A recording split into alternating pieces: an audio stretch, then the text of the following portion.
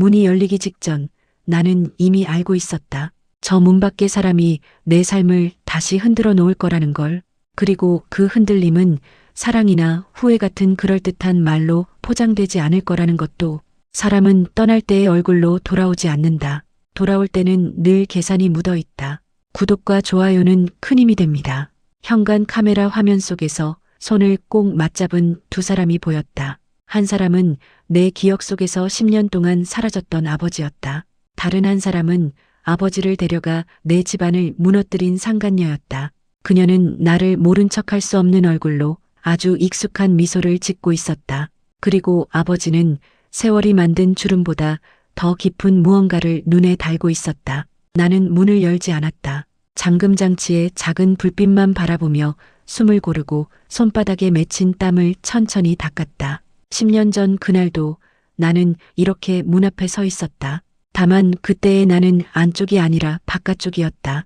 그날은 비가 오지 않았다. 그런데도 집안은 젖어 있었다. 엄마의 눈물 때문에, 나와 여동생의 숨죽인 울음 때문에, 냄비에서 끓던 국물이 넘쳐 바닥에 흥건했던 것처럼 모든 게 엉겨붙어 축축했다. 아버지는 작은 여행 가방 하나만 들고 현관에 서 있었다. 그 얼굴은 이상하게도 밝았다. 누군가에게 선택받은 사람처럼, 이제야 숨을 쉬게 된 사람처럼.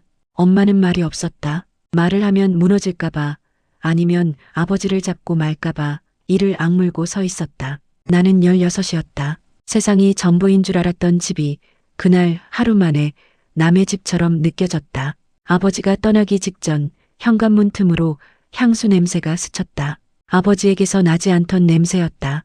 그때부터였다. 나는 상간녀라는 단어가 사람의 이름처럼 머릿속에 박히는 경험을 처음 했다. 그녀의 얼굴은 직접 본 적이 없는데도 떠올리기만 하면 선명했다. 엄마의 낯빛이 그 얼굴을 대신해 그려냈다. 아버지가 남기고 간 말들은 더 끔찍했다. 미안하다는 말보다 이제는 각자 살자는 말이 더 길었다. 책임을 다했다는 듯한 표정으로, 할 만큼 했다는 듯한 태도로 우리를 정리하고 나갔다. 그 뒤로 엄마는 한동안 밥을 하지 않았다. 냉장고 안에는 반찬이 있었지만 밥솥은 비어 있었다. 우리는 컵라면과 편의점 도시락으로 며칠을 버텼고, 그러다 엄마가 어느 날 새벽에 일어나 밥을 지었다. 그 밥 냄새가 집안에 퍼졌을 때 나는 이상하게도 더 서러웠다. 아버지가 없어도 밥은 지어진다는 사실이 너무 차가웠다. 그러면서도 그 냄새가 우리를 살게 한다는 게 너무 잔인했다. 엄마는 그날 이후로 두 가지를 동시에 했다. 살기 위해 움직였고 무너지지 않기 위해 마음을 닫았다. 집안 형편은 급격히 무너졌다. 아버지가 운영하던 작은 인쇄소는 곧 정리됐고 남은 건 빚과 밀린 임대료, 그리고 주변의 시선이었다. 동네 사람들은 처음엔 위로를 건넸다. 그러다 곧 이야기거리를 찾는 눈빛으로 바뀌었다. 아버지가 어떤 여자랑 도망갔다는 말은 파도처럼 골목을 타고 번졌다. 나는 학교에서 고개를 숙이는 법을 배웠다. 친구의 농담이 내 이야기로 돌아오는 순간 웃을 수 있는 얼굴을 유지하는 법도 배웠다. 여동생은 더 빨리 자랐다. 아직 초등학생이면서도 엄마의 피곤한 얼굴을 보면 말없이 설거지를 했다. 그 모습을 볼 때마다 나는 아버지를 미워하는 것보다 더 깊은 감정을 느꼈다. 아버지를 미워하는 데에도 에너지가 필요했는데 우리는 그럴 여유가 없었다. 나는 대학을 포기했다. 정확히 말하면 포기할 수밖에 없었다. 엄마가 새벽 청소 일을 시작하고 낮에는 반찬 가게에서 일해도 생활비는 겨우 맞춰질 뿐이었다. 등록금 고지서가 도착했을 때 엄마는 웃으며 괜찮다고 했다. 괜찮다는 말이 얼마나 무서운 말인지 그때 처음 알았다. 나는 그 고지서를 접어 책상 서랍 깊숙이 넣고 대신 공장 야간 근무를 알아봤다. 손에 기름이 묻고 유니폼에서 쇠냄새가 배어나와도 집에 돈을 가져오면 엄마의 어깨가 조금 내려갔다. 그 작은 변화가 나를 더 오래 버티게 했다. 시간은 나를 단단하게 만들었지만 동시에 거칠게 만들었다. 나는 사랑 같은 감정에 둔해졌고 사람을 믿는 방식도 달라졌다. 누군가 내게 친절하면 그 친절의 이유부터 계산했다. 도움을 준다는 말은 언젠가 갚아야 할 빚처럼 들렸다. 그런데도 나는 멈추지 않았다. 멈추면 아버지가 떠나던 그날 현관 앞에 다시 서게 될 것 같았다. 나는 현관문을 닫는 쪽이 되고 싶었다. 누군가가 나를 버릴 수 있는 사람이 아니라 누군가가 내 허락 없이는 들어올 수 없는 사람이 되고 싶었다. 23이 되던 해 나는 작은 물류회사에 들어갔다. 처음엔 창고에서 박스를 옮기는 일이었다. 다들 나를 투박하다고 했고 말이 없다고 했다. 나는 말 대신 숫자로 증명하는 법을 택했다. 하루에 몇 건을 처리했는지, 누락이 몇 건인지, 반품률이 어떻게 줄었는지 그런 걸로 내 존재를 만들었다. 그러다 어느 날 본사에서 온 감사팀이 창고 운영 자료를 보고 내 이름을 물었다. 그때부터였다. 내 인생이 아주 느리게 방향을 틀기 시작한 건.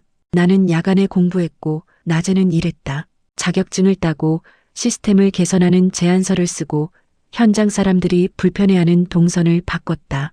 처음엔 다들 귀찮아했다. 그 귀찮음이 줄어들기 시작하자 사람들의 눈빛이 바뀌었다. 나는 그 눈빛을 믿지 않으려 했지만 결국 그 눈빛이 나를 끌어올렸다. 몇 년 뒤 나는 물류 시스템 컨설팅을 하는 팀의 책임자가 됐고 더 몇 년 뒤엔 내 이름으로 회사를 차렸다. 처음 회사 간판을 달던 날 엄마는 아무 말 없이 간판을 바라보다가 조용히 고개를 끄덕였다. 그 끄덕임이 엄마가 내게 준 첫 축하처럼 느껴졌다. 성공은 화려하지 않았다. 오히려 성공은 조용한 피로였다. 새벽까지 이어지는 계약서 검토, 갑작스런 사고 처리, 직원들의 월급날 압박, 거래처의 무리한 요구, 모든 걸 내 책임으로 끌어당겨야 했다. 그래도 나는 그 피로를 견뎠다. 내가 무너지면 엄마가 다시 새벽 청소를 시작할 것 같아서, 여동생이 또 어른처럼 살아야 할 것 같아서, 무엇보다 아버지가 어디선가 잘 살고 있다는 소문이 사실이라면 내가 그 소문보다 더 잘 살아야 할 것 같아서. 그런데 이상한 건 내가 잘 살수록 아버지는 더 멀어지는 것이 아니라 더 가까워진다는 점이었다. 어느 날부터 엄마가 시장에서 돌아오며 말없이 신문을 접었다. 신문의 경제면 한 구석에 내 회사가 작은 상을 받았다는 기사가 실려 있었다. 엄마는 그 기사를 2번 접고 3번 접고 마지막엔 서랍에 넣었다. 기뻐하기보다는 숨기는 쪽을 택한 사람처럼. 나는 그 이유를 물었다. 엄마는 한참 뒤에야 짧게 말했다. 너무 눈에 띄면 그 인간이 알게 된다. 그 인간이라는 말 속에 아버지라는 단어가 섞여 있지 않았지만 나는 정확히 알아들었다. 그때 나는 처음으로 생각했다. 아버지는 단지 떠난 사람이 아니라 언젠가 돌아올 사람일지도 모른다고. 돌아오되 빈손으로 돌아오지 않을 사람이라고. 그리고 오늘 그 예감은 현실이 되어 내 집 앞에 서 있었다. 내 집은 회사 근처 작은 주택가에 있었다. 나는 일부러 아파트를 피했다. 엘리베이터에서 마주치고 싶지 않은 얼굴들이 너무 많을까봐. 대신 조용한 골목의 단독주택을 골랐다. 높은 담장, 도어락, CCTV, 자동 조명, 사람을 막아주는 장치들. 내가 돈으로 살 수 있는 안전이 있다면 나는 그걸 아끼지 않았다. 현관 카메라 속 상간녀는 2손을 모아 가슴께에 얹고 있었다. 마치 간절한 사람처럼, 마치 기도하는 사람처럼. 그 연기가 얼마나 능숙한지 화면 너머인데도 뻔뻔함이 느껴졌다. 아버지는 그녀의 손을 놓지 않았다.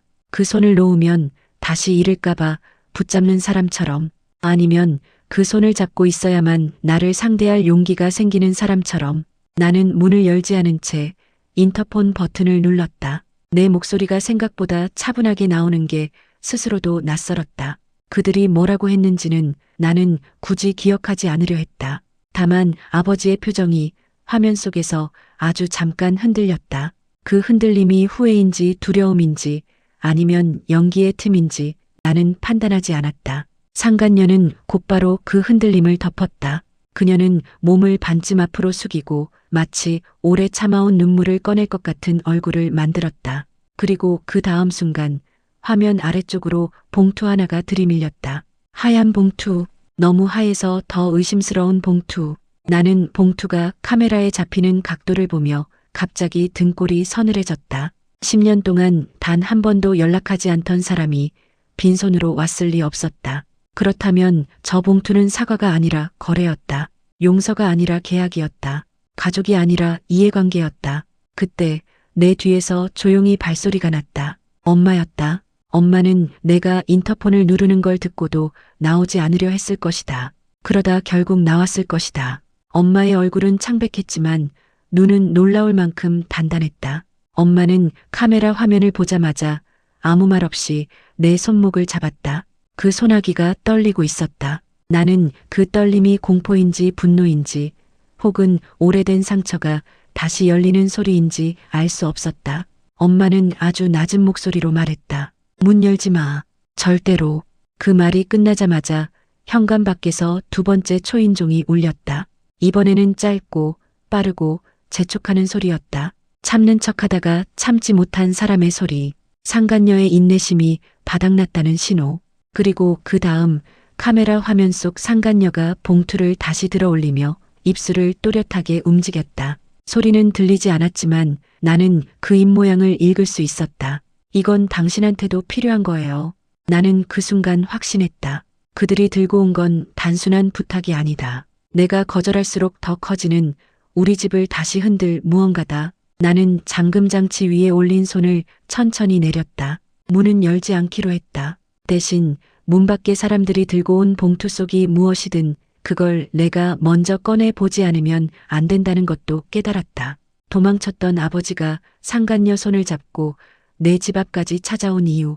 그 이유가 무엇이든 오늘부터 내 삶은 다시 과거와 맞붙게 된다. 그 과거가 내 성공을 먹잇감으로 삼기 전에 내가 먼저 이 싸움의 규칙을 정해야 한다. 초인종이 세 번째 울렸다. 이번에는 길었다. 문을 열 때까지 멈추지 않겠다는 듯한 소리였다. 엄마의 손이 내 손목을 더 세게 조였다. 나는 그 손을 살짝 잡아주며 아주 짧게 숨을 들이켰다. 그리고 마침내 현관 카메라를 보며 마음속으로 말했다. 그래, 돌아왔구나. 하지만 이번엔 내가 밖으로 내몰리지 않아. 초인종이 네 번째 울렸을 때 나는 더 이상 그 소리를 집안에 두고 싶지 않았다. 소리라는 건 이상하게도 한번 들어오면 집안의 공기까지 바꿔놓는다. 엄마의 숨이 가늘어졌고 거실의 시계 소리가 갑자기 커졌다. 나는 도어락을 열지 않은 채 현관 안쪽 철문만 살짝 열어 틈을 만들었다. 얼굴이 보이지 않을 만큼만, 목소리만 나갈 만큼만 문틈으로 차가운 바람이 들어왔다. 그 바람과 함께 10년 동안 잊고 살던 사람의 채취가 스며들었다. 아버지는 한 걸음 앞으로 다가오려다 멈췄다. 상간녀는 아주 자연스럽게 내게 보일 위치를 잡았다. 마치 이 집에 자주 와본 사람처럼. 나는 그들의 얼굴을 보지 않으려고 했는데 이상하게도 눈이 먼저 반응했다. 아버지의 눈밑은 퀭했고 입가에는 오래된 습관처럼 미소가 걸려 있었다. 그 미소는 사과를 담지 않았다. 아무리 봐도 협상 테이블에 앉은 사람의 얼굴이었다. 상간녀는 더 단정해졌다. 검은 코트, 과하지 않은 귀걸이, 깔끔한 메이크업. 나쁜 짓을 한 사람의 모습이 아니라 누구든 설득할 수 있는 사람의 모습. 그녀는 봉투를 다시 들어 올렸다. 봉투 모서리가 손가락에 눌려 살짝 구겨졌다. 그 구겨짐이 나를 자극했다. 사람이 조급해졌을 때 가장 먼저 망가지는 건 종이다. 나는 낮게 말했다. 무슨 일이죠? 왜 왔어요? 아버지가 입을 열기 전에 상간녀가 먼저 말했다. 목소리가 너무 부드러워서 더 소름이 돋았다. 이제 어른이 됐네. 성공했다더니 얼굴이 달라졌어. 우리는 그냥 이야기하러 왔어. 오해하지 말고. 나는 문틈을 조금 더 좁혔다. 오해라는 단어를 입에 담는 순간 이미 오해로 덮을 수 없는 일이 된다는 걸 그들은 모르는 걸까? 아니, 알면서도 쓰는 거다. 오해라는 말은 상대가 감정을 과하게 쓰는 것처럼 보이게 만드는 마법 같은 단어니까. 엄마가 내 등 뒤에서 아주 낮게 숨을 삼켰다. 나는 엄마의 발끝이 떨리는 걸 느꼈다. 엄마는 나오지 않으려 했다. 하지만 몸은 이미 현관 앞까지 와 있었다. 엄마는 문틈 너머를 보지 않았다. 보는 순간 자기 안에 무언가가 부서질까봐, 아니면 아직 부서지지 않은 마지막 체면이 무너질까봐. 아버지가 마침내 말했다. 너 안 보고 살려고 했어. 진짜야. 그런데 사정이 생겼다. 그리고 너도 알 권리가 있다. 알 권리. 그 말이 웃겼다. 10년 동안 연락 한 번 없던 사람이 이제 와서 알 권리를 말한다. 그런데 그 말 뒤에 이어질 문장이 왠지 내 발목을 잡을 것 같은 예감이 들었다. 예감은 항상 늦게 맞는 게 아니라 너무 빨리 맞는다. 상간녀가 봉투를 문틈에 밀어 넣었다. 나는 반사적으로 봉투를 받지 않았다. 봉투는 바닥에 떨어졌다. 하얀 바닥 타일 위에서 봉투가 미끄러지며 멈췄다. 상간녀의 눈빛이 그 순간 아주 짧게 날카로워졌다. 연기가 찢어진 틈, 그 틈이 나를 더 차갑게 만들었다. 아버지는 한숨을 길게 쉬더니 조심스럽게 말했다. 열어봐라. 내가 열어야 한다. 그 안에 내 이름이 있다. 나는 봉투를 주워들었다. 봉투는 생각보다 무거웠다. 종이의 무게가 아니라 안에 들어있는 것들의 밀도 때문에 무거웠다. 나는 봉투를 열지 않은 채 물었다. 밖에서 할 말이면 밖에서 해요. 이 집 앞에서 이런 짓 하지 말고. 상간녀가 주변을 한번 둘러봤다. 골목 끝에서 누군가 커튼을 살짝 젖히는 게 보였다. 이런 동네는 소리가 돈보다 빨리 굴러간다. 상간녀는 그걸 알았다. 그래서 더 침착했다. 침착함은 자신감이 아니라 계산이다. 그녀가 말했다. 우리가 여기서 그러고 싶어서 그러는 거 아니야. 근데 시간이 없어. 그리고 지금 이게 제일 빠르니까. 시간이 없어. 그 말은 두 가지 뜻이었다. 그들 쪽에 급한 일이 있다는 것. 그리고 그 급한 일이 곧 내게로 옮겨온다는 것. 나는 봉투를 열었다. 안에는 서류가 여러 장 들어 있었다. 제일 위에는 낯익은 로고가 찍힌 문서였다. 법원. 그리고 그 아래에는 내 이름과 주민번호 일부가 적혀 있었다. 나는 눈앞이 잠깐 어두워졌다. 서류에는 이렇게 적혀 있었다. 지급 명령 신청, 채권자, 채무자, 채무자 칸에 내 이름이 박혀 있었다. 나는 숨을 들이켰다가 천천히 내뱉었다. 이게 뭐예요? 아버지가 고개를 숙였다. 상간녀는 고개를 들었다. 누가 죄인이고 누가 대변인인지 그들의 자세가 말해주었다. 아버지가 말했다. 빚이다. 내가 만든 빚이 아니다. 우리한테 누명을 씌운 거다. 근데 서류가 너한테 갔다. 왜냐하면 그쪽에서 내가 제일 확실한 돈줄이라고 판단한 거야. 나는 손에 든 서류를 더 꽉 쥐었다. 종이가 구겨지는 소리가 났다. 그 소리가 내 안의 신경을 긁었다. 나는 다시 물었다. 내 이름이 왜 들어가요? 내가 만든 빚이 아닌데 내 이름이 왜 들어가냐고요. 상간녀가 기다렸다는 듯이 끼어들었다. 아버지 이름으로는 더 이상 아무것도 안 돼. 신용도도 계좌도 재산도 다 묶였거든. 근데 가족이면 이야기가 달라져. 그들이 노리는 건 내가 아니라 내가 가진 것들이야. 그리고 내가 가진 것들이 지금 너무 크니까.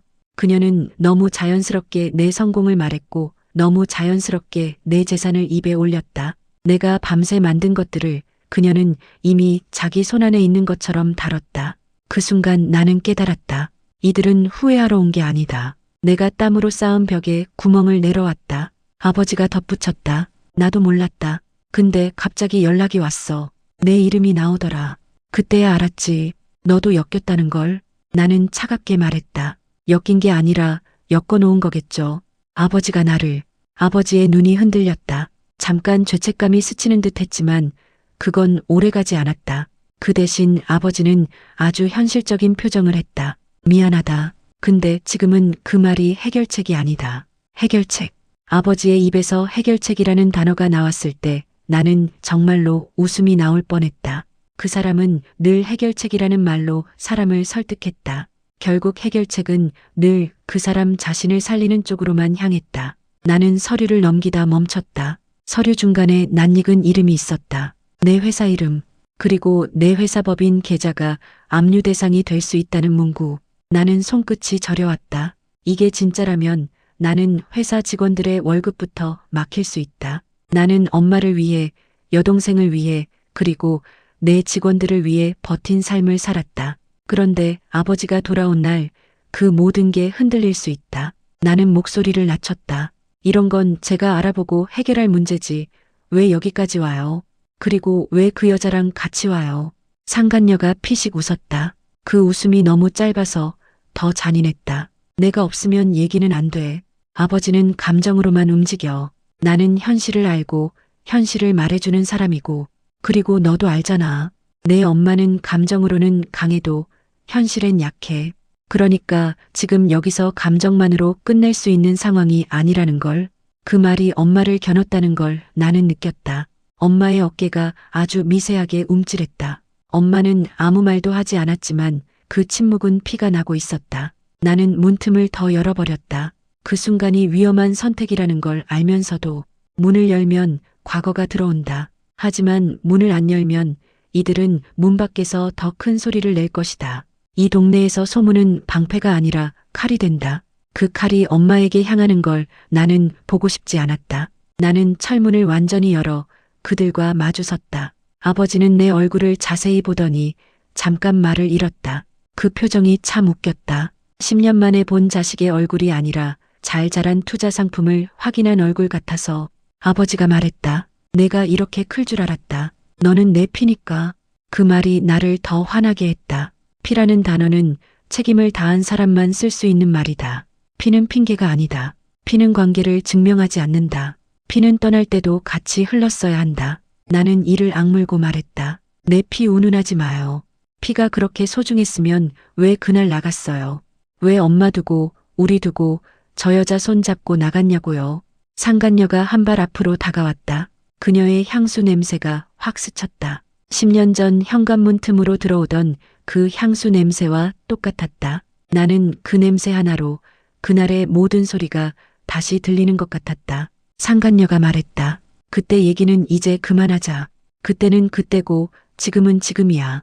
너도 사업하는 사람이라며. 과거에 매달려서 지금을 놓치면 손해만 보지.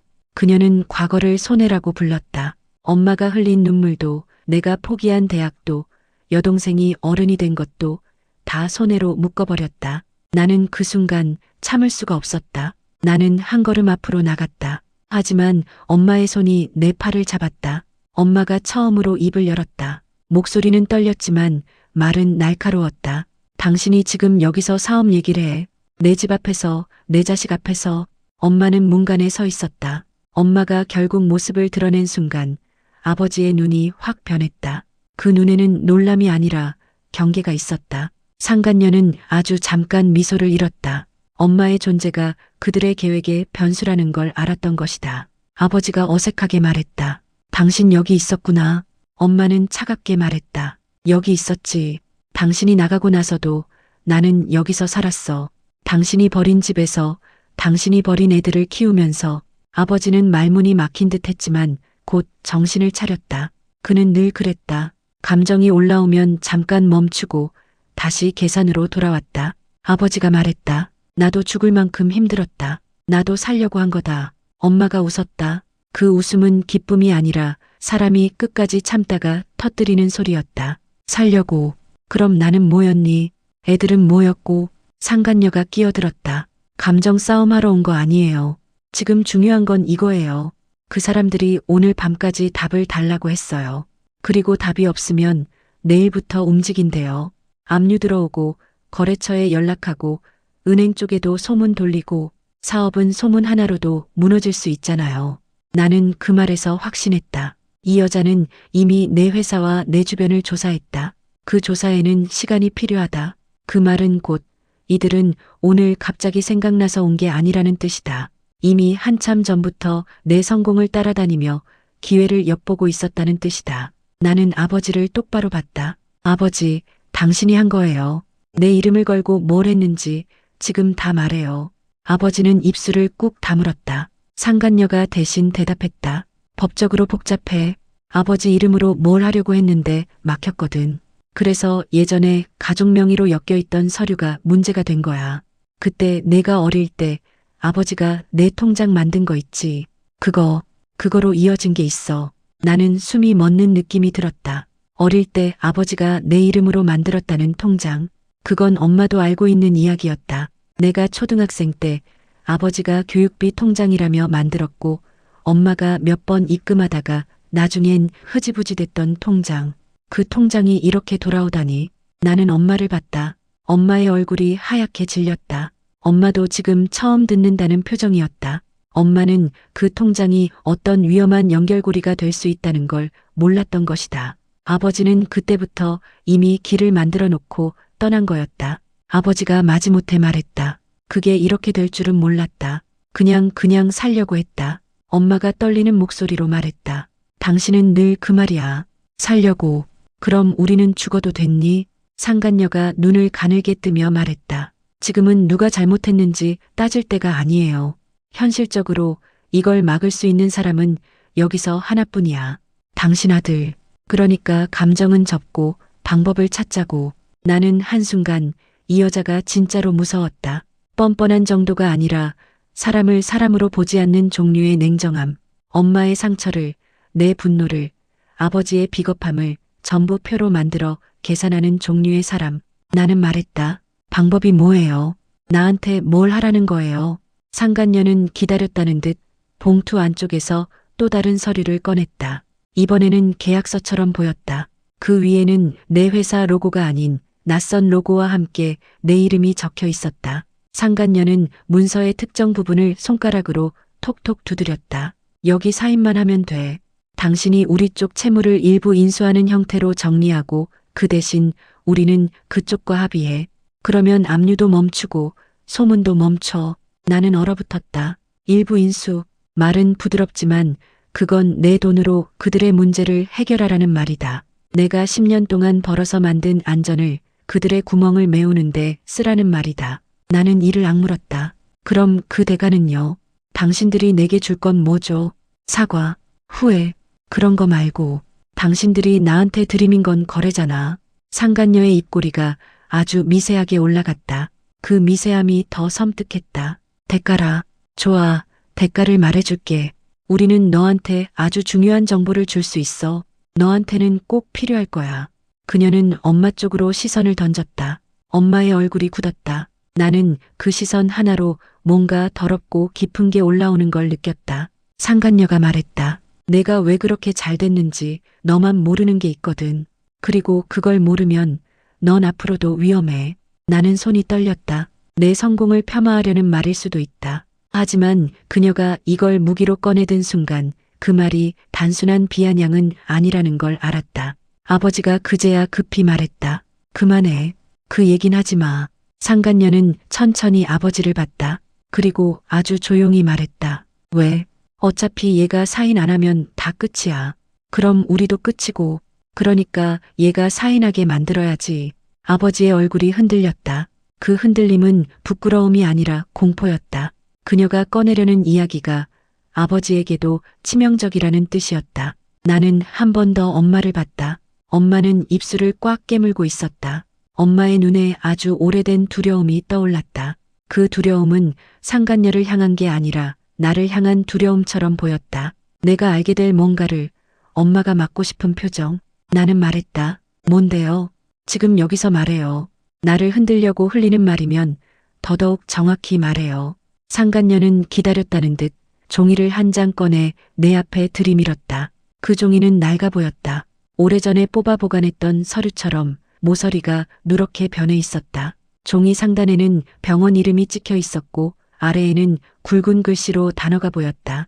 친자 감정 결과. 그 아래에 적힌 문장 한 줄이 내 심장을 그대로 후려쳤다. 나는 문장을 끝까지 읽지 못했다. 눈이 먼저 흔들리고 귀가 먼저 막혔다. 상간녀는 아주 낮고 또렷한 목소리로 말했다. 너 내 아버지 친아들 아니야. 그 순간 엄마가 내 팔을 잡은 손에 힘이 풀렸다. 엄마는 숨을 들이키려다 실패한 사람처럼 가슴을 움켜쥐었다. 아버지는 고개를 숙였고 상간녀는 그 틈을 놓치지 않았다. 그녀의 눈은 확신으로 빛났다. 이 여자는 이 말을 준비해왔다. 이 한마디로 나를 무너뜨리고 사인을 받아내려는 계산이 이미 완성돼 있었다. 나는 서류를 뺐듯이 받아들고 떨리는 눈으로 다시 봤다. 글자가 흔들렸다. 내 손이 흔들려서가 아니라 세상이 흔들려서였다. 아버지와 내 이름 사이에 놓인 모든 시간들이 종이 한 장으로 찢겨나가는 느낌. 나는 아버지를 보며 말했다. 지금 이게 무슨 소리예요? 아버지, 나를 보면서 지금도 내게 돈 얘기할 수 있어요. 내가 당신 아들이 아니라면서. 아버지가 입술을 떨며 말했다. 그건 오래전 일이다. 나도 상처였다. 근데 너를 키웠잖아. 너를 내 자식처럼. 나는 웃음이 아니라 비명이 나올 뻔했다. 내 자식처럼. 내 자식처럼이라는 말은 자식이 아니라는 뜻이다. 그 말은 지금 이 순간 나를 가장 잔인하게 찌르는 칼이었다. 상간녀가 냉정하게 말했다. 그러니까 더 깔끔하잖아. 너는 아버지랑 법적으로도 깔끔히 정리할 수 있어. 대신 오늘 사인해. 그러면 우리도 더 이상 내 인생에 끼어들지 않을게. 너도 과거랑 작별할 수 있어. 그녀는 작별이라는 말로 협박을 포장했다. 나는 종이를 들고 멍하니 서 있었다. 엄마의 눈이 나를 바라보고 있었다. 엄마의 눈은 말하고 있었다. 아니야. 그런데 엄마의 입은 말하지 못했다. 엄마는 지금 내게서 무엇을 지키려는지조차 표현할 수 없는 사람처럼 보였다. 나는 목소리를 겨우 뽑아냈다. 엄마, 이게 사실이에요. 엄마는 고개를 저었다. 하지만 그 고개 젓기는 확신이 아니라 절망에 가까웠다. 엄마는 떨리는 목소리로 말했다. 그런 거 아니야. 그런 종이로 사람 마음을 찢지 마. 상간녀가 바로 받아쳤다. 종이가 아니라 사실이지. 그리고 사실은 숨긴다고 없어지지 않아. 특히 돈 앞에서는. 나는 그 말이 너무 더러워서 손에 든 서류를 찢어버리고 싶었다. 하지만 찢으면 끝이 아니다. 찢는 순간 나는 진실을 확인할 수 있는 길도 같이 찢어버리는 거다. 그들은 이걸 이용해 내 선택을 몰아가려 하고 있다. 그러면 나는 더더욱 이게 진짜인지 가짜인지 확인해야 한다. 나는 숨을 깊게 들이쉬고 말했다. 좋아요. 일단 오늘은 여기까지. 내가 확인할 게 있어요. 그리고 그 확인 끝나기 전엔 어떤 사인도 안 해요. 상간녀의 얼굴이 굳었다. 아버지는 눈을 번쩍 들었다. 상간녀가 낮게 말했다. 시간 없다고 했지. 오늘 밤까지야. 확인하고 싶으면 해. 근데 그 사이에 내 회사가 살아남을지는 장담 못해. 나는 그 말이 허세인지 아닌지 알 수 없었다. 하지만 그 여자는 허세만으로 이런 판을 벌일 사람이 아니었다. 이미 누군가 움직이고 있을 가능성이 컸다. 그때 골목 끝에서 낯선 차 한 대가 천천히 들어왔다. 검은색 세단. 번호판이 낯설었다. 차는 우리 집 앞을 지나치지 않고 아주 천천히 속도를 줄였다. 그리고 멈췄다. 차 안에서 누군가 내렸다. 정장 차림의 남자 둘. 그들은 주위를 한번 훑더니 아버지와 상간녀 쪽으로 곧장 걸어왔다. 상간녀의 표정이 바뀌었다. 예상보다 빨리 왔다는 표정. 아버지의 얼굴은 순식간에 하얘졌다. 그 남자들 중 한 명이 낮은 목소리로 말했다. 대표님, 답 주셔야죠. 오늘 안에 정리 안 되면 내일부터는 절차대로 갑니다. 그 말이 끝나자 남자의 시선이 내게로 옮겨왔다. 그 눈빛은 질문이 아니라 확인이었다. 당신이 그 사람인가? 돈이 있는 그 사람인가? 내 머릿속이 빠르게 돌아갔다. 이건 단순한 가족 싸움이 아니다. 이미 밖의 세계, 돈의 세계가 집 앞까지 들어와 있다. 그리고 그 중심에 내가 서 있다. 나는 문 뒤로 한 걸음 물러났다. 엄마는 내 손을 다시 잡았다. 이번엔 더 꽉. 엄마가 아주 작게 말했다. 밖으로 나가지 마. 그 인간들 위험해. 상간녀가 내 쪽으로 마지막 카드처럼 말했다. 봐. 시간이 없지. 사인하면 오늘 밤은 끝나. 사인 안 하면 내일부터 내 이름이 여기저기 돌아다닐 거야. 그리고 그때는 내가 아무리 성공했어도 지킬 수 있는 게 없을걸. 나는 문을 닫기 직전 아버지를 똑바로 봤다. 아버지는 떨리는 목소리로 말했다. 한 번만 도와줘. 그럼 난 정말 사라질게. 사라질게. 그 말이 너무 익숙해서 나는 더 차갑게 웃었다. 10년 전에도 그는 사라졌다. 그때는 약속도 없이 사라졌고 지금은 조건을 달고 사라지겠다고 한다. 나는 문을 닫았다. 잠금 장치가 걸리는 소리가 집안에 울렸다. 하지만 나는 알고 있었다. 문을 닫는다고 끝나는 게 아니라는 걸. 나는 거실로 걸어가며 핸드폰을 꺼냈다. 먼저 변호사에게 전화해야 했다. 그리고 두 번째는 엄마에게 물어야 했다. 정말로 나는 아버지의 친아들이 아닌지, 그리고 그 사실을 엄마는 왜 지금까지 내게 말하지 않았는지.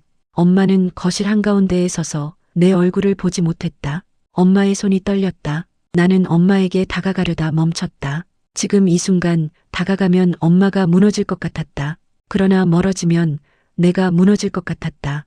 그때 내 핸드폰이 울렸다. 모르는 번호였다. 나는 망설이다가 받았다. 수화기 너머로 낮고 건조한 목소리가 들렸다. 대표님이시죠? 저는 오늘부터 대표님 회사 계좌 관련해서 담당이 된 사람입니다. 간단히 말씀드리면 내일 오전에 절차 들어갑니다. 피하려면 오늘 안에 직접 오셔야 합니다. 나는 손끝이 차가워지는 걸 느꼈다. 상간녀가 말한 게 허세가 아니었다. 이미 시작됐다. 나는 천천히 전화를 끊고 엄마를 봤다. 엄마의 눈에서 눈물이 떨어졌다. 엄마는 그 눈물을 닦지도 못하고 마치 오래된 죄를 인정하는 사람처럼 말했다. 미안해. 근데 너를 지키려고 그랬어. 너는 내 전부였어. 엄마의 그 한마디가 내 안의 마지막 벽을 흔들었다. 나는 숨을 들이쉬며 물었다. 엄마, 진짜로. 그 말이 끝나기도 전에 엄마의 핸드폰이 울렸다. 엄마는 화면을 보는 순간 얼굴이 굳었다. 발신자 이름이 떠 있었다. 아버지. 엄마는 받지 못했다. 핸드폰이 2번, 3번 울렸다. 그리고 메시지 알림이 떴다. 짧은 문장. 오늘 밤 안에 이야기 안 하면 그 애한테 다 말할 수밖에 없어. 나는 그 메시지를 보는 순간 알았다. 이 싸움은 돈만의 싸움이 아니다. 내 정체성과 엄마의 숨겨진 시간과 아버지의 비겁함이 한꺼번에 터지려 하고 있다. 엄마의 핸드폰이 더는 울리지 않게 나는 조용히 전원을 껐다. 엄마가 그걸 말릴 힘도 없다는 듯 고개만 떨궜다. 거실 공기가 갑자기 얇아진 느낌이었다. 숨을 쉬면 목이 먼저 아팠다. 나는 엄마 앞에 앉았다. 엄마의 손등에는 굳은 살이 있었다. 새벽마다 걸레를 짜던 손, 반찬통을 들던 손, 내게는 늘 버팀목이던 손. 그 손이 지금은 죄를 감추는 손처럼 보였다. 그게 너무 싫었다. 나는 목소리를 낮췄다. 엄마, 오늘은 숨기지 말아요. 나를 지키려고 했다는 말로는 이제 안 돼요. 저 종이 친자 감정 결과라는 거, 저게 진짜든 가짜든 엄마가 알고 있는 건 다 말해요. 지금 이대로면 내 회사도 우리 집도 엄마도 다 무너져요. 엄마는 한참을 말이 없었다. 입술이 하얗게 질릴 정도로 깨물고 있다가 결국 눈을 감았다. 그리고 아주 작은 목소리로 말했다. 내 이름은 민준이야. 나는 그 말에 순간 멈칫했다. 엄마가 내 이름을 이렇게 또렷하게 부르는 건 내가 어릴 때 열이 펄펄 끓을 때 말고는 없었다. 엄마가 이어 말했다. 민준아, 너는 내 아들이야. 그건 변하지 않아. 근데 너를 낳았을 때 세상이 나를 죽일 것 같았어. 나는 등골이 차가워졌다. 엄마는 내 눈을 피하지 못했다. 그 눈빛이 말하고 있었다. 준비해온 고백이 아니라 오래 묶어둔 고통의 매듭을 지금 풀고 있다는 걸. 엄마는 숨을 들이쉬고 말했다. 너 아버지 영수는 너를 낳았을 때부터 너를 자기 아들이라고 했어. 그 사람이 나를 살렸어. 나도 그 사람을 믿고 싶었고 그래서 우리는 결혼을 했고 너는 영수의 호적에 올랐어. 나는 손끝이 저릿했다. 나는 겨우 물었다. 그럼 친아버지는 누구예요? 엄마의 어깨가 들썩였다. 엄마는 마치 그 이름을 말하면 바로 불행이 문을 열고 들어올 것처럼 두려워했다. 엄마는 한참을 떨다가 겨우 말했다. 정태라는 사람이었어. 그때는 그냥 같은 동네에서 일하던 사람이었어. 너 아버지랑도 알던 사람이었고. 정태. 나는 그 이름을 처음 듣는 줄 알았는데 이상하게 귀에 걸렸다. 머릿속 어딘가에 이미 박혀있던 이름처럼. 엄마는 말을 이어갔다. 나는 그 사람이 좋은 사람인 줄 알았어. 내가 바보였지. 그 사람은 나한테 다정했지만 그 다정함은 내 마음이 아니라 내 약점을 보는 다정함이었어. 내가 임신한 걸 알았을 때 그 사람은 웃으면서 말했어. 지워. 내 인생 망치지 말자. 그리고 나한테 돈봉투를 던졌어. 그날 나는 내 인생이 물건이 된 것 같았어. 나는 숨이 막혔다. 엄마의 손이 무릎 위에서 떨리고 있었다. 엄마는 눈물을 닦지도 못한 채 계속 말했다. 그때 영수가 내 앞에 와서 말했어. 내가 책임질게. 내가 아버지가 될게. 너 혼자 두지 않을게. 나는 그 말 하나에 살 수 있을 것 같았어. 나는 멍하니 서류를 다시 떠올렸다. 친자 감정 결과. 저종이는 상간녀가 들고 왔다. 아버지도 그 얘기를 하지 말라고 했다. 그 말은 아버지는 이미 오래전부터 알고 있었다는 뜻이다. 그럼에도 나를 키웠다. 그런데도 도망쳤다. 그리고 지금은 내 성공을 알고 돌아왔다. 내 머릿속이 복잡하게 꼬였다. 나는 엄마에게 물었다. 그럼 아버지는 왜 나갔어요? 상간녀랑 왜 도망쳤냐고요? 그걸로 끝났으면 됐지. 왜 지금 와서 내 회사까지 건드려요? 엄마는 고개를 숙였다. 그리고 아주 낮게 말했다. 그 여자가 미정이가 그걸 알았어. 내가 누구 아들인지 어떻게 알았는지까지는 나도 몰라. 근데 그 여자가 영수한테 말했어. 너 자식 아닌 거 세상에 다 뿌릴 거라고. 그때 영수는 이미 인쇄소가 흔들리고 있었고 빚도 있었고 그 여자가 영수한테 붙어 있었어. 붙어서 밀어붙였어. 그리고 어느 날 영수가 나한테 말했지. 당신이 숨긴 게 있으니 나도 내 길 간다고. 나는 엄마를 똑바로 봤다. 엄마는 그때의 모욕을 다시 느끼는 사람처럼 몸을 떨었다. 엄마가 말을 이었다. 그 인간은 떠날 때 내가 친아들이 아니라는 말을 칼처럼 던지고 갔어. 나는 그날 너를 안고 바닥에 주저앉았어. 너한테 말할 수 없었어. 말하면 너의 눈빛이 바뀔까봐. 너까지 나를 미워할까봐. 그래서 입을 다물었어. 그게 죄라면 그래, 죄야.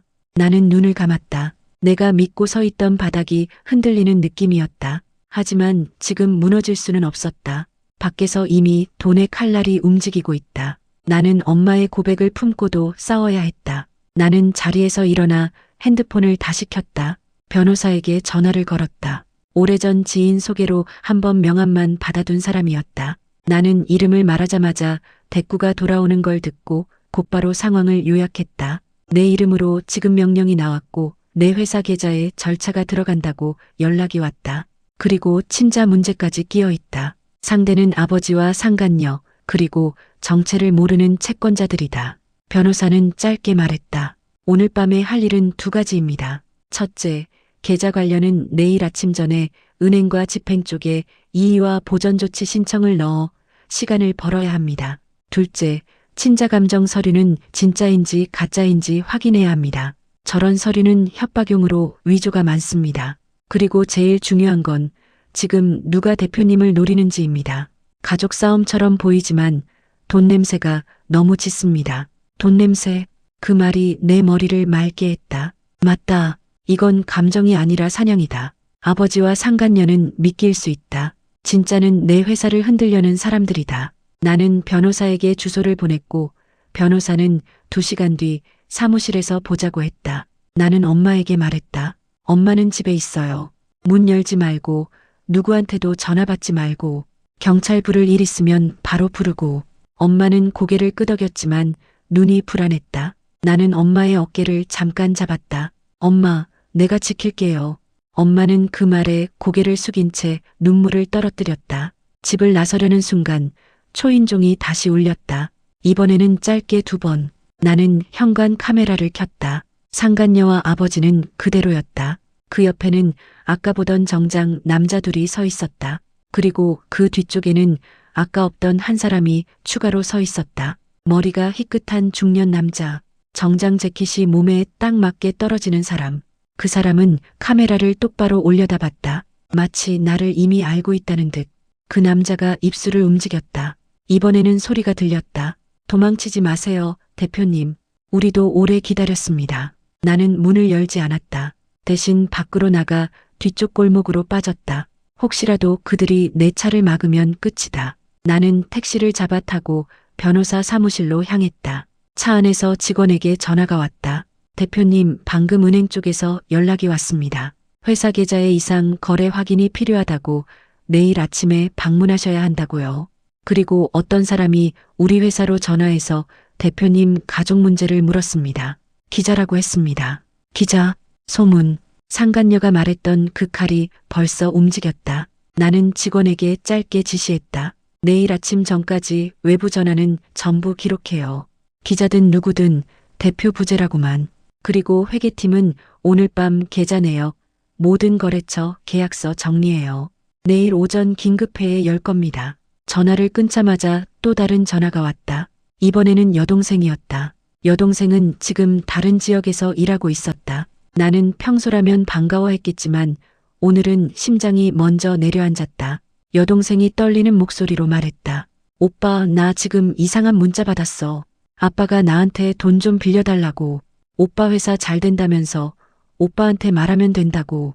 그리고 나보고 오빠가 친아들이 아니라는 얘기를 하더라. 내 손이 꽉 굳었다. 아버지가 이미 내 동생까지 흔들고 있었다. 그 인간은 사라질게라고 말하면서 우리 가족 전체를 인질로 잡고 있었다. 나는 여동생에게 말했다. 문자 저장해. 답하지 말고. 오늘은 집 밖으로 나가지 말고. 누가 찾아오면 무조건 경찰부터. 여동생은 울먹이며 알겠다고 했다. 택시가 변호사 사무실 앞에 멈췄다. 나는 심호흡을 하고 내려 계단을 올랐다. 변호사는 이미 자료를 펼쳐놓고 있었다. 나는 지급 명령 서류 사진과 계약서 사진, 그리고 상간녀가 내민 친자감정 결과 사진을 보여줬다. 변호사는 서류를 훑더니 단호하게 말했다. 이 친자감정 결과 병원 양식이 맞는지부터 확인해야 합니다. 그런데 더 중요한 건 지급 명령 신청인입니다. 여기 채권자 이름이 개인이 아니라 법인입니다. 그리고 이 법인, 대표님 업종과 붙어 있습니다. 물류와 금융을 섞어 돌리는 곳이에요. 쉽게 말해 회사 자체를 흔드는 방식으로 돈을 뜯거나 회사를 먹는 쪽입니다. 나는 물었다. 그럼 아버지는요? 상간녀는요? 그 사람들은 왜 여기 껴요? 변호사는 잠깐 멈췄다가 말했다. 그 둘은 연결고리일 겁니다. 대표님 개인정보와 가족관계, 옛날 명의 서류를 넘길 수 있는 사람, 그리고 대표님이 감정적으로 흔들리게 만들 사람, 사인하게 만들 사람, 딱 그 역할이에요. 내 속이 뒤집혔다. 아버지는 내 삶을 부수고도 10년 뒤에 다시 도구가 되어 돌아왔다. 나는 이를 악물었다. 시간 벌 수 있어요.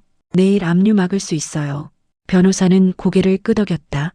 보전 조치 넣고 집행정지 신청하고 은행과도 협의해 보겠습니다. 다만 상대가 언론까지 움직이면 회사 이미지가 먼저 타격을 받습니다. 그리고 하나 더, 친자 문제. 그게 사실이면 법적으로 아버지와의 관계를 끊는 카드를 만들 수 있어요. 그게 가짜면 그걸로 협박한 증거가 됩니다. 둘 다 대표님에게는 무기가 될 수 있어요. 다만 대표님이 감정적으로 무너지면 그 무기는 손에서 떨어집니다. 나는 고개를 끄덕였지만 속은 갈라지는 느낌이었다. 무기가 될 수 있다. 내 출생이 무기라니. 그 말을 받아들이는 순간 나는 내가 아닌 사람이 되는 기분이었다.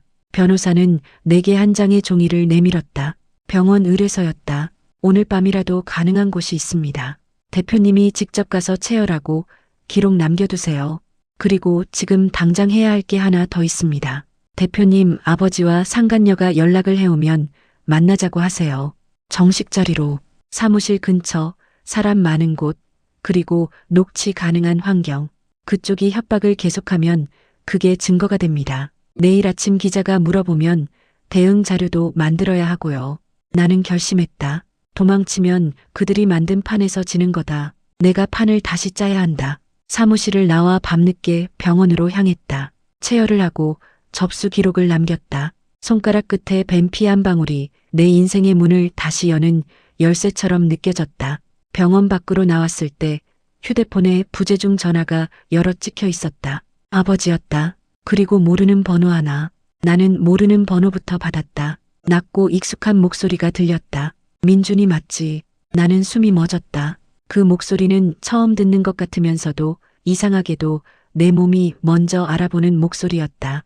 목소리가 이어졌다. 나 정태다. 내가 찾고 있을 거라서 먼저 전화했다. 오늘 밤 안에 만나자. 내가 알고 있는 아버지, 영수랑은 다르게. 나는 도망치지 않는다. 나는 손이 떨렸다. 엄마가 말했던 이름. 정태. 내 친아버지일지도 모른다는 그 사람. 그 사람이 지금 내게 전화를 걸고 있었다. 그것도 마치 내 성공을 축하하려는 사람이 아니라 내 인생의 소유권을 확인하러 온 사람처럼. 나는 겨우 물었다. 당신이 왜 지금? 정태는 웃지도 않았다. 그저 차갑게 말했다. 내 성공을 봤다. 그리고 내가 가진 걸 너만 가지고 있을 수 없다는 것도 봤다. 내일 아침부터 내 회사는 난리가 날 거다. 그걸 막고 싶으면 지금 와라. 장소는 문자로 보낸다. 전화가 끊겼다. 나는 그대로 서 있었다. 내 발밑에 아스팔트가 꺼지는 느낌이었다. 그때 뒤에서 누군가 내 어깨를 툭 쳤다. 나는 반사적으로 몸을 돌렸다. 가로등 아래 상간녀가 서 있었다. 혼자였다. 그 얼굴에는 그동안의 부드러운 연기가 없었다. 대신 확신이 있었다. 너는 이미 도망갈 길이 없다는 확신. 상간녀가 낮게 말했다. 전화 받았지. 정태가 움직이면 넌 오늘 밤 안에 결정해야 해. 사인할래? 아니면 진짜로 내 인생 다 까발려질래? 나는 숨을 들이켰다. 이 여자는 어떻게 내가 병원에 온 걸 알았을까? 뒤를 밟았다는 뜻이다. 내가 생각한 것보다 판이 훨씬 크고 훨씬 오래 준비돼 있었다. 나는 차갑게 말했다. 당신들이 원하는 게 뭐예요? 돈이에요. 아니면 내 회사예요. 상간녀는 한 걸음 다가오며 말했다. 둘 다. 그리고 너를 무너뜨리는 것까지. 너는 너무 잘 됐거든. 그 인간이 널 버린 걸 후회할 정도로. 그러니까 너는 대가를 치러야 해. 그 순간 내 휴대폰에 아버지에게서 메시지가 왔다. 짧은 문장 하나였다. 민준아, 정태 만나지 마. 그 인간이 진짜야. 그 인간이 너를 가져가려고 해. 나는 메시지를 보며 웃음이 나올 뻔했다. 가져가려고 해. 내가 물건인가? 그런데도 내 몸은 떨렸다. 정태의 전화, 상간녀의 협박, 아버지의 경고, 내일 아침 집행과 기자. 모든 게 한꺼번에 목을 조였다. 상간녀가 마지막처럼 말했다. 오늘 밤 우리가 정해놓은 장소로 와. 거기서 사인하면 내일은 멈춰.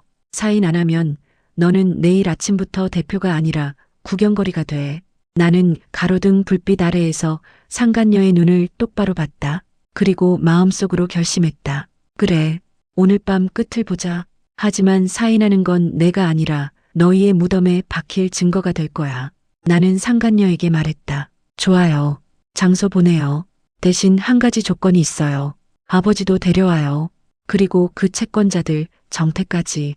오늘 밤 다 같이 끝내요. 상간녀의 눈빛이 아주 잠깐 흔들렸다. 그 흔들림이 내게 확신을 줬다. 정태는 그들의 판 위에 있는 사람이고 동시에 판을 만든 사람일지도 모른다. 그리고 오늘 밤 그 판 한가운데로 내가 걸어 들어가게 된다. 내일 아침이 오기 전에 내가 내 인생의 주인인지 확인해야 했다. 그들이 보낸 장소는 내 회사에서 차로 10분 거리, 오래된 상가 건물 지하에 있는 임대 사무실이었다. 간판도 없고 창문도 없는 곳, 사람이 오가도 서로 모른 척할 수 있는 곳, 딱 그들의 방식이었다. 나는 혼자 가지 않았다. 변호사는 내 옆에 있었고 내 회사 보안팀장은 건물 밖에서 대기했다. 경찰의 신고는 아직 하지 않았다. 증거가 부족하면 이 싸움은 가족 소동으로 끝나고 내 회사는 소문으로 불타버릴 수 있다. 그러니 오늘 밤은 그들이 스스로 입을 열게 만들어야 했다. 임대 사무실 문 앞에는 이미 정장 남자 둘이 서 있었다. 그들은 내 얼굴을 보자 고개를 아주 살짝 끄덕였다. 존중이 아니라 확인이었다. 돈 있는 놈이 왔는지 확인하는 눈빛. 문을 열고 들어가자 형광등 불빛이 차갑게 내려앉았다. 탁자 하나, 의자 몇 개, 벽에는 싸구려 시계가 걸려 있었는데 초침 소리가 유난히 크게 들렸다. 내가 숨을 고를 틈을 허락하지 않는 소리였다. 탁자 맞은편에 상간녀 미정이 앉아 있었다. 그 옆에는 아버지 영수, 그리고 그 끝자리에는 내가 오늘 가장 보고 싶지 않았던 얼굴이 앉아 있었다. 정태, 엄마가 말했던 그 이름, 내 친아버지일지도 모른다는 그 남자. 정태는 내 얼굴을 위아래로 훑었다. 그 눈에는 반가움도 미안함도 없었다. 대신 계산이 있었다. 내가 가진 것의 규모를 다시 재는 눈. 미정이 먼저 입을 열었다. 왔다. 잘했어. 대표님은 역시 빠르네. 나는 앉지 않고 서서 말했다. 시작해요. 당신들이 원하는 게 뭔지, 그리고 왜 내 이름이 채무자 칸에 박혔는지, 오늘 여기서 다 끝내요. 정태가 천천히 웃었다. 웃는데 따뜻함이 없었다. 민준아, 너는 참 똑똑해. 그 똑똑함이 없었으면 여기까지 못 왔겠지. 근데 세상은 똑똑한 놈이 다 가져가게 안 돼 있어. 특히 피가 섞인 관계라면. 나는 그 말을 듣는 순간 속이 뒤집혔다. 피라는 말을 그가 입에 올리는 것 자체가 더러웠다. 나는 차갑게 말했다. 피가 섞였다는 말, 당신 입에서 듣고 싶지 않아요. 내가 가진 걸 왜 당신 몫이라고 생각하죠? 정태는 손가락으로 탁자를 톡톡 두드렸다. 내 회사 로고가 찍힌 서류가 그 앞에 놓여 있었다. 그는 말했다. 간단해. 내 회사 지분 일부, 그리고 내 이름으로 보증 서 있는 것들 정리. 그럼 내일 아침 절차는 멈춘다. 나는 딱 잘라 말했다. 내 이름으로 보증 선 적 없어요. 미정이 바로 받아쳤다. 그럼 내가 사인한 게 아니겠지. 근데 세상은 내가 사인했는지 아닌지보다 내 이름이 찍혔는지를 더 믿어. 특히 은행은 더 그래. 그 말이 너무 익숙했다. 그들은 법이 아니라 현실을 무기로 쓴다. 소문과 절차와 서류를 섞어서 사람을 눌러버린다. 아버지 영수는 내 눈을 제대로 못 봤다. 그는 손을 꼼지락거리며 말했다. 민준아, 진짜 이렇게까지 될 줄은 몰랐다. 정태가 갑자기 나타났고 나도. 나는 그 말에서 멈추지 않았다. 갑자기 나타났다는 말. 그 말은 거짓말이었다. 갑자기 나타난 게 아니라 그들은 이미 오래전부터 서로 알고 있었다. 엄마는 말했다. 정태는 아버지도 알던 사람이라고. 그 말이 연결되자 퍼즐이 맞춰졌다. 나는 아버지를 똑바로 봤다. 아버지, 당신은 날 버리고 떠났다가 내 성공을 알고 미정이 손잡고 찾아왔어요. 그런데 정태가 갑자기 나타났다고요. 그 말 나한테 통할 것 같아요. 아버지는 입술을 떨었다. 미정이 아버지의 무릎 위에 손을 올렸다. 토닥이는 척 붙잡는 손. 그 손은 위로가 아니라 통제였다. 정태가 낮게 말했다. 감정은 뒤로 해. 너는 사업하는 놈이고 나는 돈을 굴리는 놈이야. 서로 말이 통하잖아. 선택은 둘 중 하나. 지분을 내놓고 조용히 살든가 아니면 내일 아침부터 내 이름이 기사에 뜨고 내 거래처가 흔들리고 내 직원들이 불안해하고 은행이 내 손을 놓든가. 나는 숨을 천천히 들이쉬었다. 그리고 변호사를 옆으로 살짝 보였다. 정태의 눈이 그제야 변호사를 향했다. 변호사는 조용히 명함을 내밀었다. 정태는 명함을 받지 않고 말했다. 변호사까지 데려왔네. 좋아. 그럼 더 깔끔하겠다. 미정이 서류 한 장을 내 쪽으로 밀었다. 사인하면 끝나. 우리도 너한테 더 이상 안 와. 나는 서류를 보지 않았다. 대신 말했다. 그 전에 내가 하나 확인할 게 있어요. 내 이름이 왜 채무자에 박혔는지. 이 채권자 법인 당신 거죠. 정태가 눈을 가늘게 뜨더니 대꾸했다. 맞아. 내가 대표다. 그러니까 합의도 내가 한다. 너는 운이 좋다. 내가 이렇게 직접 나와줬잖아. 나는 고개를 끄덕였다. 그래요. 운이 좋네요. 당신이 직접 나와서. 정태가 비웃듯 말했다. 뭐가 좋다는 거지. 나는 핸드폰을 탁자 위에 올려놓았다. 그리고 아주 조용히 말했다. 지금까지 한 말 전부 녹음되고 있어요. 협박, 강요, 명예도용, 지분 강탈 시도, 당신이 대표라는 말까지 다 들어갔어요. 미정의 표정이 순간 굳었다. 아버지의 숨이 멎는 소리가 들리는 듯했다. 정태는 잠깐 웃더니 오히려 더 차갑게 말했다. 녹음이 뭐, 법정 가자고. 내가 이기면 좋겠지. 근데 그 전에 내 회사는 살아남을까? 그 순간 변호사가 조용히 서류를 하나 꺼냈다. 방금 전 임시조치 접수가 완료됐습니다. 은행과 집행 쪽에 집행정지 신청이 들어갔고 내일 오전 절차는 일단 멈출 가능성이 큽니다. 그리고 대표님 명의 서류, 위조 정황이 있습니다. 서명 필적 감정 신청까지 같이 들어갑니다. 정태의 눈빛이 아주 잠깐 흔들렸다. 미정이 이를 악물었다. 아버지 영수는 고개를 더 숙였다. 정태는 잠깐 침묵하다가 천천히 말했다. 그래도 소문은 못 막아. 너희 엄마 얘기, 너 친자 얘기. 그건 내 회사가 아니라 내 삶을 찢어. 그거 터지면 너는 멀쩡해 보일 수 없어. 사람들은 대표를 믿는 게 아니라 대표의 흠을 즐기거든. 그 말에 미정이 고개를 들었다. 그래, 그 카드. 그녀는 마치 마지막 칼을 뽑아드는 사람처럼 말했다. 민준아, 너 친아버지 여기 앉아있잖아. 너는 내 엄마가 속인 자식이야. 그 사실이 세상에 퍼지면 너는 뭘 해도 사람들이 뒤에서 말할 거야. 너는 평생 그 꼬리표야.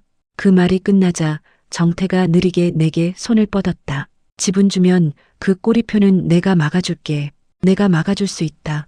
왜냐하면 내가 뿌릴 수도 있으니까. 나는 그 손을 바라보다가 아주 조용히 말했다. 당신이 그걸 뿌리면 당신도 같이 끝나요. 정태가 웃었다. 내가 뭘로 끝나? 나는 변호사를 보며 고개를 끄덕였다. 변호사가 다른 서류를 내밀었다. 이 법인, 최근 몇 년간 유사한 방식으로 기업을 흔들어 지분을 가져간 정황이 있습니다. 피해 회사 진술서도 확보했고 오늘 대화 녹취까지 합치면 강요미수와 공갈 쪽으로도 갈 수 있습니다. 그리고 무엇보다 정태 씨 이름으로 된 자금 흐름, 불법 대부 의심 자료가 있습니다. 정태의 얼굴이 아주 미세하게 굳었다. 그는 미정 쪽을 힐끗 봤다. 미정은 입술을 깨물었다. 서로가 서로를 믿지 않는 눈빛. 여기서부터 균열이 시작됐다. 나는 그 틈을 놓치지 않았다. 나는 아버지 영수를 향해 말했다. 아버지, 당신이 여기 앉아서 내 돈을 뜯는 판에 같이 앉아있는 이유 진짜로 말해요. 당신은 돈이 필요해서 온 게 맞죠? 근데 그 돈이 전부 당신을 위한 건 아니죠. 당신은 지금도 미정에게 잡혀있죠. 미정이 날카롭게 말했다. 말 조심해. 나는 미정을 똑바로 봤다. 당신이 아버지를 잡고 있는 게 돈 때문이든 약점 때문이든 난 오늘 그 약점까지 같이 묻어버릴 거예요. 그 말에 아버지의 손이 심하게 떨렸다. 그리고 아버지가 갑자기 고개를 들었다. 그 눈에는 두려움이 있었다. 정태가 아니라 미정을 보는 두려움. 아버지는 떨리는 목소리로 말했다. 민준아, 미정이가 나한테 너 친자 얘기를 들이밀었다. 그걸로 나를 묶었다. 내가 떠난 것도, 떠난 뒤에 돌아오지 못한 것도, 그걸 들키면 내가 날 증오할까봐, 아니, 이미 증오하겠지. 근데 그보다 더 무서운 게 있었어. 정태가 우리를 찾았다. 그리고 내 빚을 대신 정리해주겠다고 했다. 대신 너를 데려오라고. 너 회사 정보를 넘기라고. 미정이 벌떡 일어났다. 미친 소리 하지 마. 정태의 눈이 번쩍했다. 영수야, 말 조심해. 아버지는 몸을 떨면서도 입을 멈추지 않았다. 너희는 나한테 선택지를 준 게 아니야. 나는 내 엄마한테 돌아갈 용기도 없었고 너한테 사과할 용기도 없었고 그때 미정이가 손 내밀었고 나는 그 손 잡았어. 그러다 보니 여기까지 왔다. 근데 오늘 내 얼굴 보니까 내가 진짜로 뭘 버렸는지 보이더라. 나는 그 말을 듣고도 따뜻해지지 않았다. 너무 늦었다. 하지만 늦었다고 해서 오늘을 포기할 수는 없다. 아버지는 갑자기 주머니에서 작은 USB 하나를 꺼냈다. 그리고 그걸 내 쪽으로 밀었다. 정태가 우리한테 시킨 거, 내 회사 자료 받으려고 한 거, 돈 빌려주고 갚으라고 협박한 문자, 미정이가 널 흔들려고 준비한 서류 목록, 다 여기 있어. 나는 더 이상 너한테 칼 꽂고 싶지 않다. 미정이 소리쳤다. 영수야. 정태가 의자를 밀치며 일어났다. 그거 가져봐. 그 순간부터 너희는 끝이야. 정태가 내 쪽으로 다가오려는 순간 문이 열렸다. 밖에서 대기하던 보안팀장이 들어왔고 그 뒤로 경찰 2명이 함께 들어왔다. 변호사가 이미 신고를 넣어두었던 것이다. 지금 이 방에서 벌어지는 건 가족 말싸움이 아니라 공갈 협박과 강요미수라는 신고 내용으로 미정의 얼굴이 하얗게 질렸다. 정태는 잠깐 몸을 멈추더니 금방 표정을 정리했다. 그는 낮게 말했다. 증거 있어요. 나 억울하게 몰지 마. 나는 탁자 위에 USB를 놓고 녹음 중인 핸드폰을 경찰 쪽으로 밀었다. 있어요. 여기다 있어요.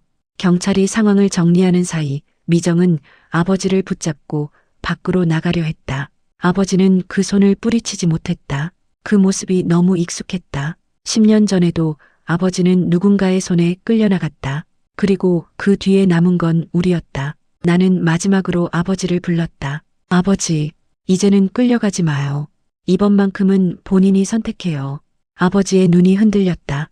그는 미정의 손을 천천히 놓았다. 그리고 바닥을 보며 말했다. 내가 잘못했다. 미정이 아버지의 뺨을 때리려는 듯 손을 들었지만 경찰이 막았다. 정태는 그 틈에서 조용히 문 쪽으로 움직였다. 도망칠 길을 찾는 몸짓. 하지만 경찰이 그를 먼저 붙잡았다. 정태의 얼굴이 처음으로 일그러졌다. 그 계산의 얼굴이 깨지는 순간이었다. 그날 밤 나는 집으로 돌아오지 않았다. 엄마에게는 보안팀장이 집 앞을 지키고 있다고 전했고 나는 변호사와 함께 추가 자료를 정리했다. 새벽이 가까워질수록 머리는 맑아졌다. 내일 아침 은행, 기자, 거래처 전부 대응할 수 있었다. 소문은 막을 수 없을지 몰라도 사실은 증거로 세울 수 있다. 그리고 또 하나, 나는 병원에서 받은 접수증을 바라봤다. 피가 모든 걸 결정하지는 않는다. 하지만 피가 협박이 되어 돌아오는 세상에서 나는 최소한 내 손에 진실을 쥐고 싶었다. 해가 뜨기 직전 엄마에게서 전화가 왔다. 엄마는 조용히 말했다. 괜찮니? 나는 그 한마디에 목이 잠깐 막혔다. 괜찮냐는 질문은 엄마가 내게 해줄 수 있는 가장 큰 사랑이었다. 나는 낮게 대답했다. 엄마, 나 엄마 아들이에요. 그거면 돼요. 엄마는 한참을 말이 없었다. 그리고 아주 작게 울었다. 그 울음은 미안함도 있었고 안도도 있었고 오래 묶어둔 죄책감의 풀림도 있었다. 그날 오전 은행 절차는 임시로 멈췄다. 우리 회사는 긴급 공지를 내고 악의적 소문과 외부 압박에 대해 법적 대응을 시작했다고 밝혔다. 직원들은 불안해했지만 나는 한 명 한 명 눈을 맞추고 말했다. 나는 흔들리지 않을 거다. 우리는 숫자와 일로 증명해왔다. 그리고 앞으로도 그럴 거다. 점심 무렵 병원에서 전화가 왔다.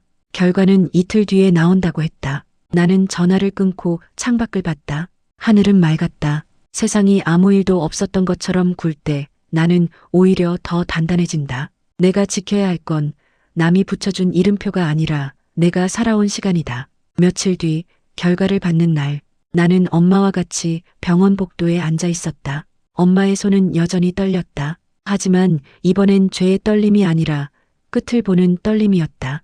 의사는 결과지를 내밀었다. 나는 숨을 들이쉬고 글자를 읽었다. 영수와의 친자 관계는 성립하지 않음. 정태와의 친자 관계는 성립함. 엄마가 조용히 눈을 감았다. 나는 이상하게도 울지 않았다. 내가 무너질 줄 알았는데 무너지지 않았다. 오히려 마음 한쪽이 맑아졌다. 나는 엄마를 바라보며 말했다. 엄마, 이제 끝났어요. 이제 그들이 이걸로 우리를 흔들 수 없어요. 엄마는 떨리는 목소리로 말했다. 미안해. 민준아, 정말 미안해. 나는 엄마의 손을 잡았다. 엄마의 손은 거칠고 따뜻했다. 나는 말했다. 엄마가 나를 키웠어요. 내가 누구 피인지보다 누가 나를 지켰는지가 더 중요해요. 엄마는 나를 버린 적 없잖아요. 그러니까 엄마는 죄인이 아니에요. 그날 저녁 나는 영수를 만났다. 경찰서 앞 짧은 면담 자리였다. 영수는 조사받는 신분이었다. 그는 내게 고개를 숙였다. 미안하다. 나는 너한테 아버지라고 불릴 자격이 없다. 나는 잠깐 침묵하다가 말했다. 맞아요. 자격 없어요. 근데 한 가지는 인정할게요. 당신이 USB를 내밀지 않았다면 내 회사는 더 크게 다쳤을 거예요. 그건 고마워요. 하지만 그걸로 우리가 가족이 되는 건 아니에요. 영수의 눈에 물기가 맺혔다. 그는 떨리는 목소리로 말했다. 나는 너를 키웠다. 그 시간이 전부 거짓이었냐? 나는 차갑게 대답하지 않았다. 대신 있는 그대로 말했다. 그 시간은 거짓이 아니에요. 그 시간 덕분에 내가 컸겠죠. 근데 그 뒤에 당신이 떠난 것도 사실이에요. 나는 그 사실로 살아왔어요. 그러니까 우리 사이에 남는 건 미움만도 아니고 사랑만도 아니에요. 그냥 끝이에요. 나는 돌아섰다. 뒤에서 영수가 내 이름을 불렀지만 나는 멈추지 않았다. 내가 멈추는 순간 또다시 과거가 내 발목을 잡을 것 같았다. 나는 더 이상 발목을 잡히며 살고 싶지 않았다. 미정은 조사 과정에서 정태와 함께 여러 건의 공갈 협박 정황이 드러났다. 미정은 끝까지 부정했지만 녹취와 문서, USB 자료가 쌓이자 더는 웃지 못했다. 정태는 마지막까지 내게 책임을 묻는 눈을 했지만 그 눈은 결국 법 앞에서 힘을 잃었다. 그리고 내 집은 다시 조용해졌다. 엄마는 새벽에 일어나지 않았다. 대신 아침에 천천히 밥을 지었다. 밥 냄새가 집에 퍼졌을 때 나는 10년 전과 다른 서러움을 느꼈다. 이번엔 서러움이 아니라 살아냈다는 감정이었다. 나는 엄마에게 말했다. 엄마, 우리 이제 남의 인생에 흔들리지 말아요. 엄마는 고개를 끄덕였다. 그 끄덕임이 예전과 달랐다. 숨기는 끄덕임이 아니라 앞으로 가겠다는 끄덕임이었다. 그날 밤 나는 현관 카메라를 봤다. 화면은 조용했다. 누구도 문을 두드리지 않았다. 나는 잠금장치 위에 손을 올렸다가 천천히 내렸다. 문은 닫혀 있었고 나는 안쪽에 있었다. 이번엔 내가 지켜낸 자리였다. 오늘도 제 이야기를 끝까지 함께 해주셔서 감사합니다. 여러분의 하루에도 작은 행복이 조용히 스며들길 바라요. 다음 이야기에서 다시 만날 수 있길 바랍니다.